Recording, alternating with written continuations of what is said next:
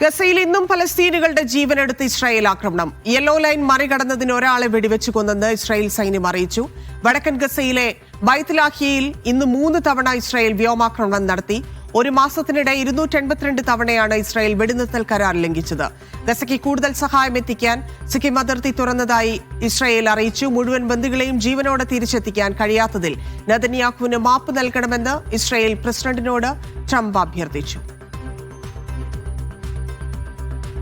MC Nasar ചേരുന്നുണ്ട്. നാസർ, ആദ്യമേ ആക്രമണം ഇതുവരെ തുടർന്നുകൊണ്ടേയിരിക്കുന്നു. വെടിനിർത്തൽ കരാറുമായി ബന്ധപ്പെട്ടുണ്ടായിരുന്ന നൽകിയ വാഗ്ദാനങ്ങളൊന്നും പാലിച്ചിട്ടില്ല ഇതുവരെ എന്നുള്ളതാണ്. ഇന്ന് എന്തൊക്കെയാണ് ഗസയിൽ സംഭവിച്ചത്? ഇതിന്റെ ആക്രമണം തുടർന്നുകൊണ്ടേയിരിക്കുന്നു എന്നത് തന്നെയാണ്. കാരണം ഒക്ടോബർ 10 നിലവിൽ വന്നതാണ് ഈ വെടിനിർത്തൽ കരാർ. ആ കരാർ നിലവിൽ വന്ന 1 മാസവും 2 ദിവസവും പൂർത്തീകരിക്കപ്പെട്ട ഈ സമയത്തും ആക്രമണത്തിൽ കുറവൊന്നുമില്ല. റഫക്ക് നേരെ രാവിലെ ആക്രമണം നടന്നിരുന്നു. ഇപ്പോൾ രാത്രിയിൽ വടക്കൻ ഗസയ്ക്കും മധ്യ ഗസയ്ക്കും നേരെയാണ് ഇസ്രായേലിന്റെ ആക്രമണം നടന്നിരിക്കുന്നത്.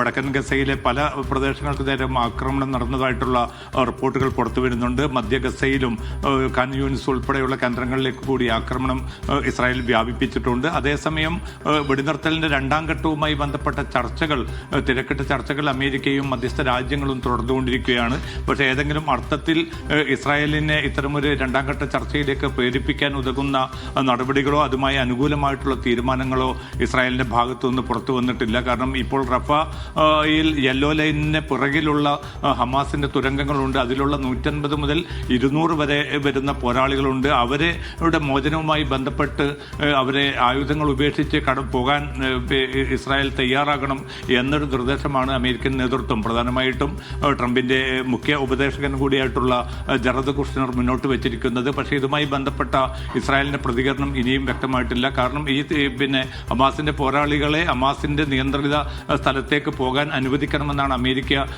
അമേരിക്കയും അതോടൊപ്പം തന്നെ മധ്യസ്ഥ രാജ്യങ്ങളും ആവശ്യപ്പെട്ടിരിക്കുന്നത്.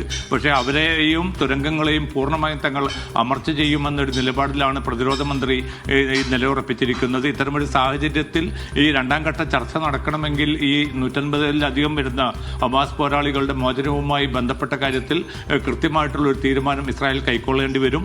അവരെ അമർച്ച ചെയ്യാനാണ് അല്ലെങ്കിൽ ഹമാസിന്റെ ഈ പോരാളികളെ കൊലപ്പെടുത്താനാണ് നീക്കമെങ്കിൽ തീർച്ചയായിട്ടും അത് 2ാം ഘട്ട ചർച്ചകൾക്ക് വലിയ തോതിൽ വിലങ്ങുതടിയാകുമെന്ന് മധ്യസ്ഥ രാജ്യങ്ങൾ അമേരിക്കയെ അറിയിച്ചിട്ടുണ്ട്. അതുകൊണ്ട് ആ ചർച്ചകൾ തുടർന്നുകൊണ്ടിരിക്കുകയാണ്. അതേസമയം ഗസയിലെ സ്ഥിതിഗതികളിൽ വലിയ മാറ്റങ്ങളൊന്നും ഉണ്ടായിട്ടില്ല. അങ്ങോട്ട് അയക്കുന്ന ഭക്ഷ്യവസ്തുക്കളുടെയും മറ്റ് സഹായങ്ങളുടെയും എണ്ണം, ട്രക്കുകളുടെ എണ്ണം വളരെ പരിമിതപ്പെട്ട രൂപത്തിൽ തന്നെയാണ് മുന്നോട്ട് പോകുന്നത്. ഈ വിഷയത്തിലൊന്നും മധ്യസ്ഥ രാജ്യങ്ങൾ അടുത്ത ഘട്ടത്തിലേക്ക്, അടുത്ത ചർച്ചയിലേക്ക് എങ്ങനെ കടക്കും എന്നൊക്കെയുള്ളത് വരും ദിവസങ്ങളിൽ അറിയാൻ സാധിക്കും. പക്ഷേ ഇതുവരെ ട്രംപ് ഇപ്പോൾ ഉണ്ടായിക്കൊണ്ടിരിക്കുന്ന സംഭവങ്ങളൊന്നും ട്രംപ് പ്രതികരിക്കുന്നില്ലെങ്കിലും നെതന്യാഹുവിന് വേണ്ടി ട്രംപ് ശബ്ദമുയർത്തുന്നുണ്ട്. ഇസ്രായേൽ പ്രസിഡന്റിനോട് എന്താണ് ആവശ്യപ്പെട്ടത്?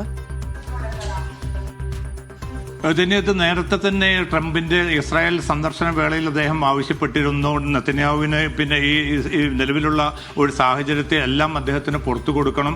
അദ്ദേഹത്തെ ഏതെങ്കിലും അർത്ഥത്തിൽ നിയമപരമായിട്ടുള്ള കുരുക്കിലേക്ക് അദ്ദേഹത്തെ കൊണ്ടുപോകുന്ന ഒരു സാഹചര്യം ഉണ്ടാകരുതെന്ന് ഇസ്രായേൽ പ്രസിഡന്റിനോട് നേരത്തെ തന്നെ അദ്ദേഹം അഭ്യർത്ഥിച്ചിരുന്നു. പക്ഷേ ഇതൊക്കെയും മറികടന്നുകൊണ്ട് തങ്ങളുടെ നിയമവ്യവസ്ഥയുമായിട്ട് തന്നെ മുന്നോട്ട് പോകും. കാരണം നിരവധി അഴിമതി ഉൾപ്പെടെയുള്ള ആരോപണങ്ങളെ നേരിടുന്ന ഒരു പ്രധാനമന്ത്രിയാണ്. അതുകൊണ്ട് അദ്ദേഹത്തിനെതിരായിട്ടുള്ള നിയമ നടപടികൾ കൈക്കൊള്ളാൻ ഒരു രാജ്യം എന്ന നിലയ്ക്ക് തങ്ങൾക്ക് ബാധ്യതയുണ്ട്. അതിനെ അട്ടിമറിക്കാനോ അതിനെ അതിലംഘിച്ച് മുന്നോട്ട് പോകാനോ തയ്യാറാകുന്നത് നിലവിലുള്ള ഇസ്രായേൽ നിയമവ്യവസ്ഥയെ അട്ടിമറിക്കുന്നതിന് തുല്യമായിരിക്കും.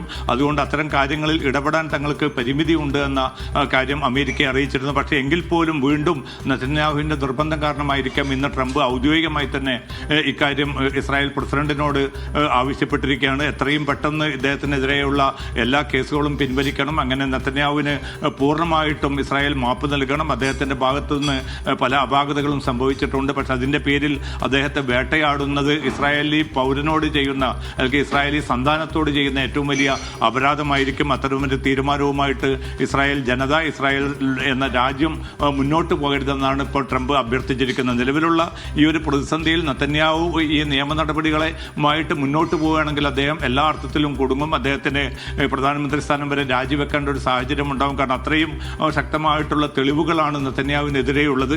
ഇത്തരമൊരു പശ്ചാത്തലത്തിലാണ് അമേരിക്കൻ പ്രസിഡന്റ് ട്രംപിന്റെ ഇടപെടൽ നെതന്യാഹു അഭ്യർത്ഥിച്ചത്. അതിന്റെ അടിസ്ഥാനത്തിലാണ് നെതന്യാഹുവിന് വേണ്ടി ഇന്നിപ്പോൾ ട്രംപ് വീണ്ടും രംഗത്ത് വന്നിരിക്കുന്നത്. പക്ഷേ പ്രസിഡന്റിനെ സംബന്ധിച്ചിടത്തോളം തനിക്ക് മാത്രമായിട്ട് ഇക്കാര്യത്തിൽ തീർപ്പ് കൽപ്പിക്കാനാവില്ല.